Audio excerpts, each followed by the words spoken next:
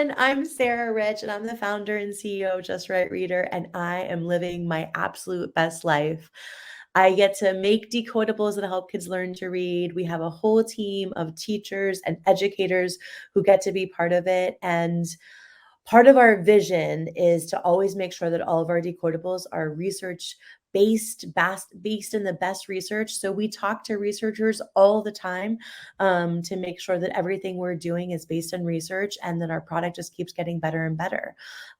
So we had a really amazing conversation with Dr. Paul Van Hippel, who's here with us today. And Paul thinks a lot about the science of learning. So when we were creating our summer product, we went to Paul and said, what's the best experience we can create for kids with our decodables and our take homes for the summer? And how do we take that back into the school year for our back to school? And Paul shared just some amazing learning with us. So I'm sitting here today with Dr. Paul Van Hippel. He's a professor of public policy, sociology, statistics, and data science at the University of Texas, Austin. He's known for his work on summer learning, research design, meta science, and missing data. And Paul, we cannot wait to just have a really good conversation about that science of learning and helping the teachers, administrators, and district folk on this call to know what they can do well for kids to create amazing learning experiences and to keep them reading decodables and just accelerating that achievement. Welcome, Paul. Thank you. Thanks for that great introduction. I'm really glad to be here. It's super fun to talk to people who are in classrooms and running schools and actually able to implement ideas from research in the classroom. And I'd like to talk about my own transition from studying summer learning loss from a sociological angle to studying the science of reading and its application to the science of learning. It started really in 2004. I think I published my first paper on summer learning loss. And at that time, we all thought that summer learning loss looked like this. This is a summary of, I'm guessing you can't see my mouse on the screen, but this is a summary of probably the most famous study of summer learning loss. It was done in Baltimore starting in 1982. It followed 838 kids in 20 schools from the beginning of first grade until the end of 8th grade. And in the first 5 years, it tested kids at the beginning and end of the summer. So you got to see how quickly they learned during the school year and during the summer. And what you can see in the results is that kids learn more quickly during the school year, which is good, right? We're paying you teachers to make sure that our kids learn a little faster. And then during the summer, they went more or less sideways and some summers backwards. And there's this interesting achievement gap that opens up during the summer between kids in high poverty schools and kids in low poverty schools. So you can see that actually the gap, there's a small gap that's there at the beginning of first grade. These are reading skills. And the gap opens every summer, especially the first 3, and it really doesn't open during the school year. And this is why you hear this stylized fact that by the end of 8th grade, 2/3 or more of the achievement gap is due to summer learning. This is what really we all thought when I got involved in this area in 2004. The problem is that it doesn't replicate very well. So if you look, things are a little bit overlapped on this screen, but if you look at the left panel, the results from the early childhood longitudinal study, which is a national study with tens of thousands of kids in it, started at the beginning of kindergarten. And you can see that the achievement gap between kids in high poverty and low poverty schools really doesn't change very much. It shrinks just a tiny bit during kindergarten, pretty much holds steady during the next summer, holds steady during the first grade year, and then it holds steady in the summer after that, which is when it disappears behind this other screen, behind this other panel. And if we look at this, this is from our latest article, which came out in March. We are comparing 3 modern data sets. Renaissance Learning, you may have used some of these vendors. One of them is the Renaissance Map tests, Renaissance STAR tests. One of them is the NWEA map tests, and one of them is the Early Childhood Longitudinal Study, which is not a vendor, but a federal survey. And you can see that the results are really inconsistent. We're just looking here at whether kids lose or not in the summer. And you can see that on the NWEA test, it looks like there are dramatic losses. You can see there's this kind of sawtooth pattern where kids appear to be falling off a cliff and basically losing reading skills as quickly as they were gaining them during the school year. But on the Renaissance tests, summer losses look more modest, and on the ECLSK test, there are basically no summer losses at all. So, and we had trouble replicating almost everything. So the idea that gaps between rich and poor kids open faster during the summer than during the school years, we couldn't replicate that. And there are a bunch of other patterns that we couldn't replicate. So it really seems like it matters tremendously what test you're using. And I don't think this is well understood yet, but there are some things that really seem to matter. So one thing that we identified in 2019 is that it really matters how you score the tests. These vendor tests and the federal tests are not scored on a simple number right scale. They're scored using these complex statistical methods based on item response theory. And they don't really change the order of kids. So it's still the case that some kids score higher than others. But the distance between a high score and a medium or low score changes a lot. So it's something like looking at kids' skills in a funhouse mirror. The order of the body parts is preserved, but the space between body parts is really changed depending on how the tests are scored. And I wrote about this in 2019 as an issue with some older tests that use scoring methods that we don't use anymore. But the problem really didn't go away when most test vendors switched to these IRT scoring methods. So what else might be going on? Another thing that matters is what skills the test measure. Here we're looking at very old research, and I've already suggested that you should have it. You should view with some caution research carried out in the 1980s. This is even older. This is research carried out from the early 20th century through the 1970s. So all this needs to be replicated, but you do see some pretty remarkable patterns. One is that skills like math concepts and reading comprehension do not tend to show summer losses. So in math concepts, for example, losses are no more common than gains over the summer. In reading comprehension, the imbalance is very slight. But in skills like math computation and spelling, pretty much every study shows losses over the summer. And I just want to point out that spelling is a companion skill to decoding. So if spelling skills erode over the summer, we would expect that decoding skills, the ability to translate text into sound, whereas spelling is the ability to translate sound into text, we would expect that those would erode as well. So these kind of conceptual skills, like knowing a math concept, seem to persist pretty well during the summer. But the computational details of how to carry out an integration or how to do long division, those are the things that really tend to kind of slip. And that is consistent with some things that we know about the science of forgetting, which I'll talk about in just a few slides. So what can you do about summer learning loss? Almost all intervention research up to this point has really focused on what can you do during the summer. I mean, there's actually some sociological research where there's really no attempt necessarily to solve the problem, but it's kind of a window into where inequality comes from. And is inequality in achievement something that comes from differences in school quality, or is it something that comes from the home environment, the neighborhood environment, a result of poverty, et cetera? And if it really was true that achievement gaps open primarily during summer, that would be strong evidence that it's the out-of-school environment that matters most. There are different interventions that people try. One is summer school. That's the most obvious intervention. And summer school can be highly effective. If you've got a well-attended summer school with a clear curriculum in your district, I would not want you to close it. Summer schools can be somewhat limited, though, in their impact, and there are a few reasons for that. One is that summer schools are often kind of short and involve cramming a lot of learning into a short time period. And one thing that we'll discover about crammed learning is that its effects on achievement and skills tend to fade.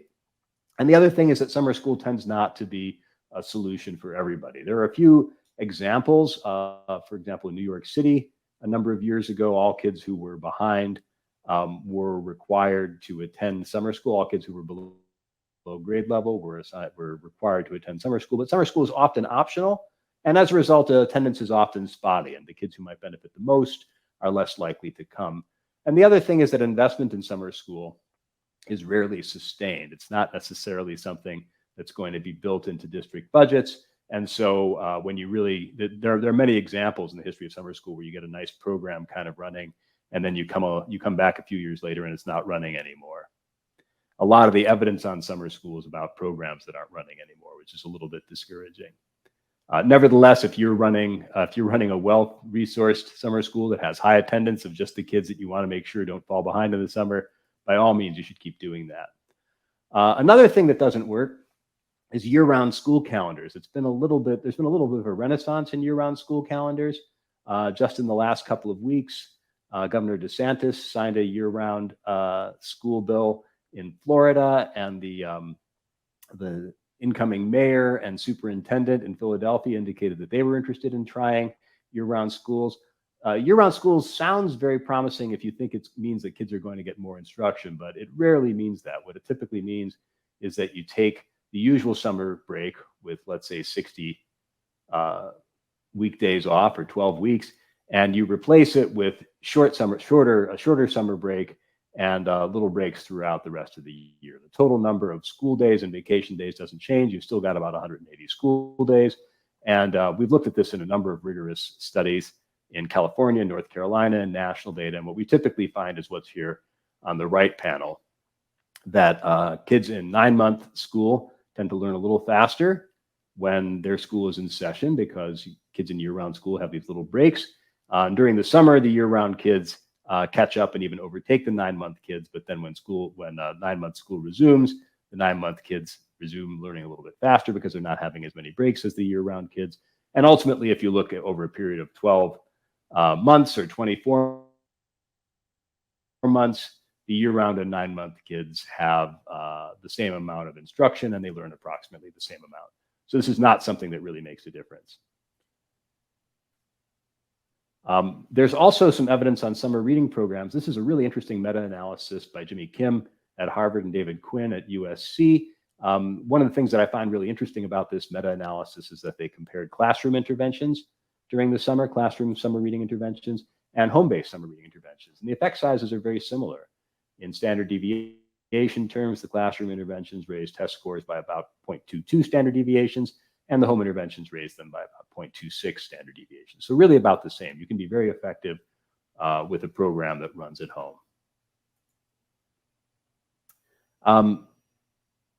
In recent years, I've started to see summer learning through a different lens, really a cognitive science lens, that summer learning loss is just another form of forgetting, which is something that cognitive scientists have been studying really for over 100 years now. We know quite a bit about what kids and adults, for that matter, forget and what they remember. And this comes from literature on the science of learning and the science of memory. And the general position among cognitive scientists is that forgetting is normal. I find this reassuring every time I leave the gym and have to press the panic button on my keys to figure out where my car is. People forget a lot of what they learned, especially things that don't seem terribly important or meaningful in the moment, like parking your car. And the reason we don't necessarily see this in test scores, the reason that kids' test scores go up during the school year, is basically that they're acquiring new knowledge and skills faster than they're losing old ones. I like this image of a little kid climbing a sand dune. You know, every time you stick your feet in the sand and put your weight in them, your feet slip down a little bit. So there's you're going up net, but you're slipping down with each step that you take up. And this is really what the process of learning is like. We hope to take larger steps than we hope to step up more than we're slipping down. And when summer vacation comes along and kids stop practicing and stop receiving instruction in a lot of the skills that they've built during the school year, what happens is that they're just sliding down the dune and are no longer stepping up. And that's basically what summer learning loss is. Well, we know some things about what kids remember and what kids forget. One of the things that we know is that people tend to remember better knowledge that's meaningful and that's connected to other things that they know. And that helps to explain why English spelling, which, as you know, is very complicated and rules only get you so far, is forgotten more readily than other language skills like reading comprehension and other language skills. Likewise, it explains why math computation, the details of how to do long division, is forgotten more readily than the concept of what division is and what settings you might use it in, which is more connected to other knowledge. So remember what's meaningful and connected, and that may explain some of the variation we see in the results of different summer learning studies. Another thing is that we remember what we practice.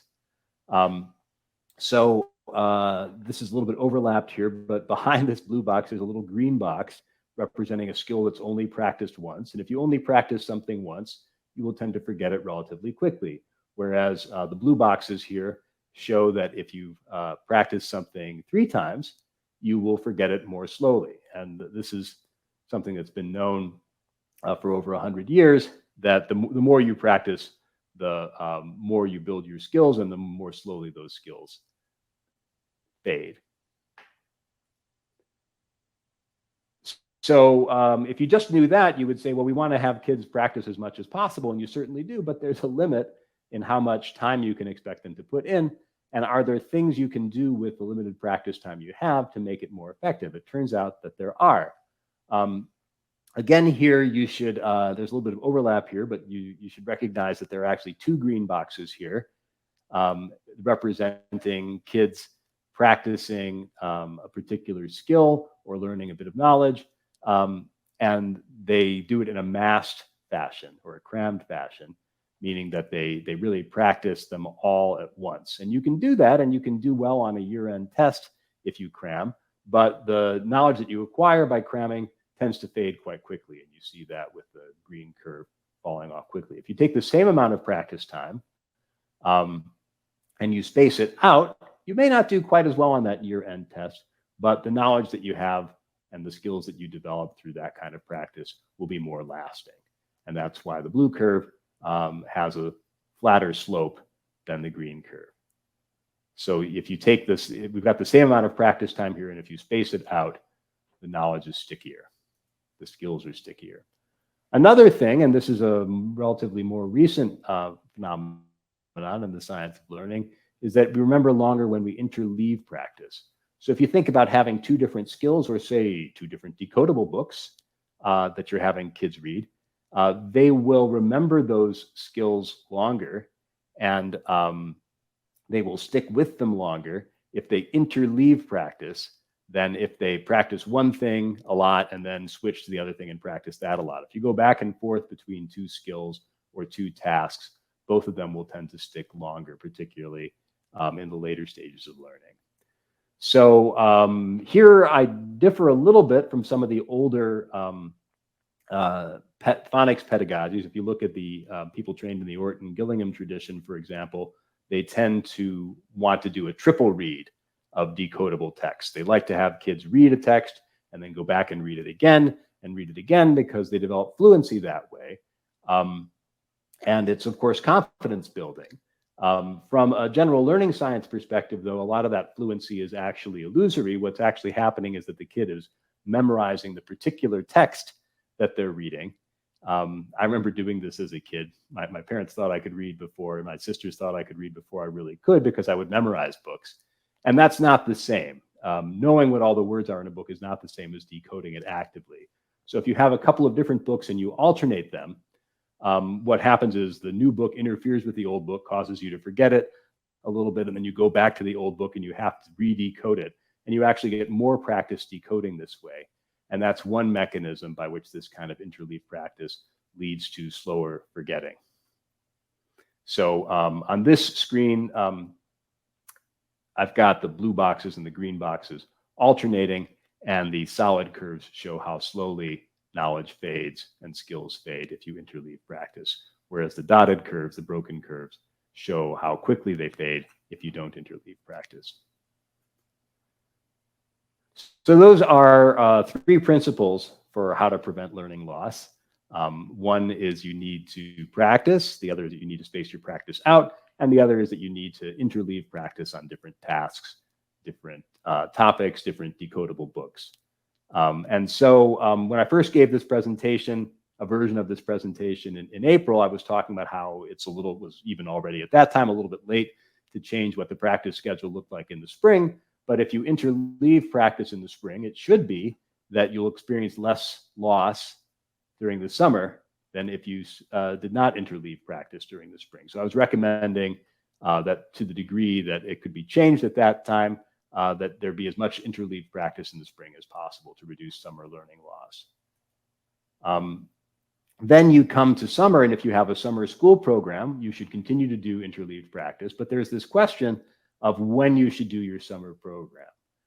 You can have a summer program that runs through all 12 weeks of summer, but that's very unusual. Typically, the summer program will run for 3 or 4 weeks.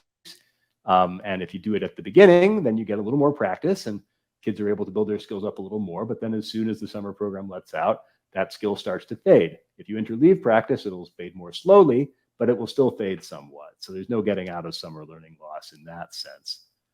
You could also put your summer school at the end of the summer and get kind of a running start into the school year. If you do that, then there will be a fair amount of forgetting that's taken place before that summer school starts, and you'll be basically trying to recover some of that and get kids back to where they were in the spring when you start new instruction in the fall. So what should you do this fall? I think one thing is to, you want to do an assessment early in the fall. You don't want to assume that kids still remember everything that they learned the previous spring. You want to find out how much they've forgotten. If you got a great summer reading program at home or in your school, and if kids were doing a lot of practicing, especially if it was interleaved in space during the spring, you may have less summer learning loss, but it's still something that you need to measure. And you need to make sure that whatever assessment you're using targets decoding skills. If you're talking about little kids in grades K through 2, you need to understand the decoding component of reading and how well that's coming along. And then during the fall, you need to do the same thing that ideally you were doing in spring and perhaps in your summer reading program. That's to get kids to practice a little bit every day. Make sure that it's intentional practice. Make sure that it's at the right level or aligned with the results of the fall assessment. And make sure that practice uses decodable books that are matched to each student's phonics level. So make sure that it's aligned with where the students scored on that first day of, or ideally first week of school assessment. And make sure that you space this practice out. Just a little practice each day is more effective than having Thursday be a big reading day, for example. And you want to interleave a few different books and not let kids just memorize their favorites. And you want to make sure that these books provide motivation, interest, and identification. There's quite a bit of work now in the science of learning on customizing content around students' interests and identities, and some evidence that that actually increases learning and motivation. And then after a few months, sometime in October, you'd like to give another assessment and see how much progress students have made. And you can rinse and repeat, then do that again from October through December. And these kind of regular assessments, kids actually learn a fair amount from them, and it keeps teachers in step with what kind of progress kids are making and making sure that they're getting the right kind of reading and practice at their level. And those are my recommendations.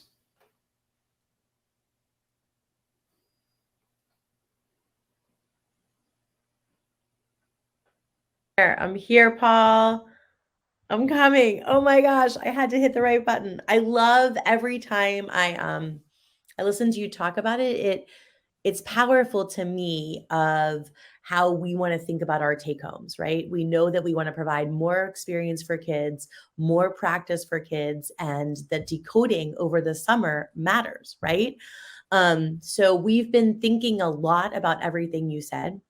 And I'm just going to take us to the product that you helped us create, knowing that we wanted kids to be reading all summer long and practicing. We created these take homes, and actually based on your last presentation to us, we made sure that the personalization we were adding into our take homes made it even easier for kids to be practicing their decoding skills, and that the decoding skills they were practicing was not new information, as you told us. Like, I really took to heart that we didn't want to provide kids necessarily with new information this summer, but provide them time and space to be practicing everything they learned from the fall and the spring. Am I right to kind of like insinuate that from what you were talking about? Well, you can certainly also introduce new material as well. Often these summer learning programs are operating without as much assessment, so it's hard to keep on track with kids. But yeah, it's important that they practice those old skills, because otherwise they're going to forget them. But something you said that really stuck with me was if they're practicing their old skills, learning tiny new skills, they really actually, instead of falling behind in the summer, could actually be instead jumping forward. Am I right to say Yeah, that? I don't see why not. Yeah. That has stuck with us and is our guiding principle when we thought about our take homes for the summer packs. So districts all around the country this summer sent us data. We then created our take home packs of 10 individualized science and reading decodables for each child based around the data, what they needed to work on. And then, Paul, we even moved it back a little bit. We made it a little easier so that they could Yeah. be practicing what they knew they needed to work on, and the tiniest bit easy for that. We added on the back of our take homes an incentive to read it a couple of times. And we're encouraging districts to read one, watch the video, read their take home decodable, watch the video, read another take home decodable, and each time have an incentive to color in as they were doing it.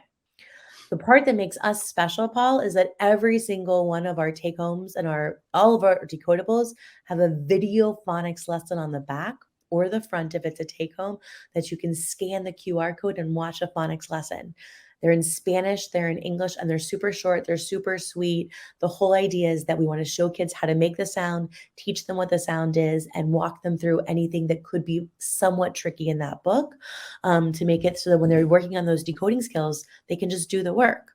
Um, and we even added in a backpack, knowing that we wanted kids kind of moving around with their take homes, no matter where they were home, they were in school, they were on the bus, they were in the recess yard, wherever they were all summer long, on a plane, in the car, right? We wanted it to make it really easy to give kids that decoding practice all summer long.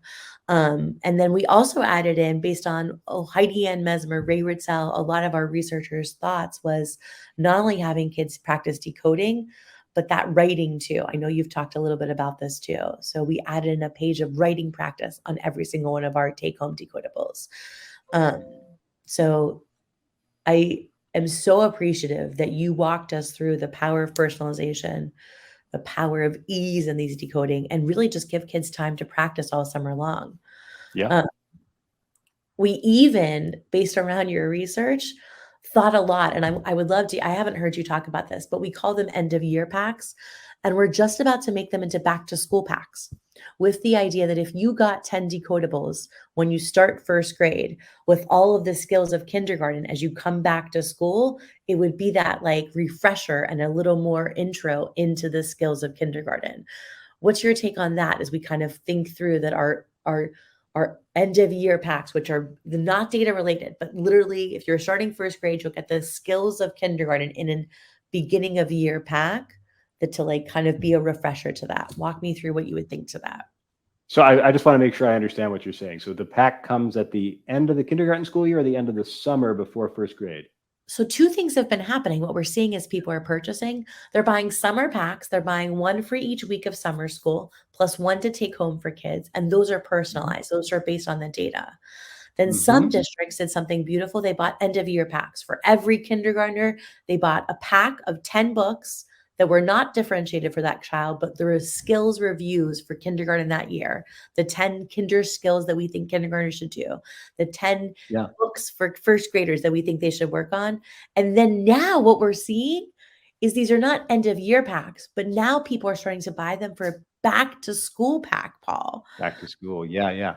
So that when you come back to school as a first grader, you really want to do that interleaving and that science of learning for those skills Mm-hmm. as a kindergartner. Here's what you should know as you walk into first grade.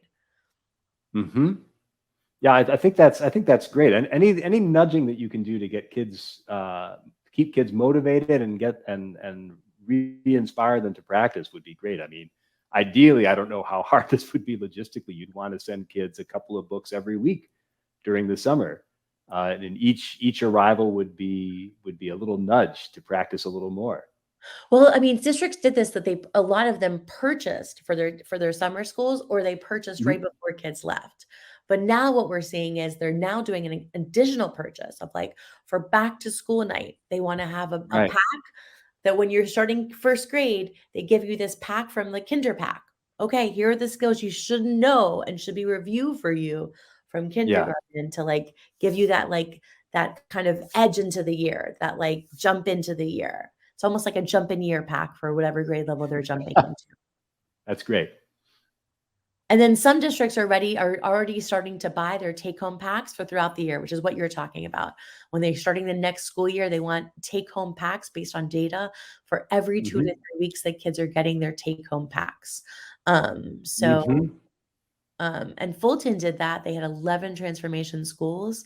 And then after doing it every 2 to 3 weeks, they only had 4. So we feel really lucky that we got to work with Fulton County's like kids' schools. Yeah. I see a question, Diane Green, love it. Would you be interested in collaborating with a nonprofit focused on literacy for Black and Brown students? I mean, we just want, like, at the end of the day, Paul, you and I are just trying to live our best lives of getting kids to read and read really well. Was that what you would say? Mm-hmm. It's why we get along so well. It's all about achievement. And when you first showed me this collection, it was clear that there was a real effort to make sure that kids from a diversity of backgrounds and ethnic groups were presented. You can see that even on the covers. I mean, I think it's a value statement for us. Like, we believe that we could write our books for dinosaurs, we could write our books for cats and dogs, but what if kids actually saw themselves in our books and it was the authentic stories of their lives? There's something really powerful for kids to see themselves, all kids, represented in the books that we share. So I think we just feel really lucky to have take-home packs that allow us to provide kids with books that are differentiated for them, that are an end-of-year pack, a back-to-school pack, throughout the year pack, or a summer pack for kids that are still doing summer school. Are there any questions? Tracy, did I miss? Are there questions out there? Oh, here. Yeah, we would love to share. We'll share the webinar out. And then Tracy, I hope you'll put for us in the chat all of the webinars coming up. We should have had a slide for it. We have 2 more webinars coming up. One with Laura Tortorelli, why phonics isn't enough, and like what more we want to add to it. We have another one with Ray Ritzel of decodable books and how to think about them. And we are always looking for districts to be our partner for symposiums. So if you'd like to be our partner and help us kind of like share a symposium, please reach out and we'll like to do that. Paul, we flew you all around the country, right? You get to travel with me and we go to districts all around the country. The vision behind this is that all of our books, our decodables, our take-home packs are based on research, are designed with research, and we get to talk to fabulous people like Dr. Von Hippel all around the country. So Diana, reach out to us. We would love to partner. All right, Tracy, were there any other questions? Oh, Paul, what would you tell admin to do this summer to get ready for the fall instruction that they were jumping into the fall? Yeah, if you have any way to reach out to families and nudge them a little bit to keep practicing with their decodable books, that will keep skills from eroding too much and will put you on a better footing for resuming in the fall. All right, well, Paul, we love it. It was so fun, and we can't wait for our next symposium with you and all of the other fabulous researchers that we get to talk to. So districts, we can't wait to collaborate and keep kids reading decodables all summer long. Let's see that acceleration, right, Paul? Imagine accelerated summer achievement. We love it. You do see it on every test. Yeah, there are a lot of kids who actually make progress over the summer. Wouldn't it be great if that was the norm? It would be amazing. Let's do it. Yep. All right, thanks, everyone.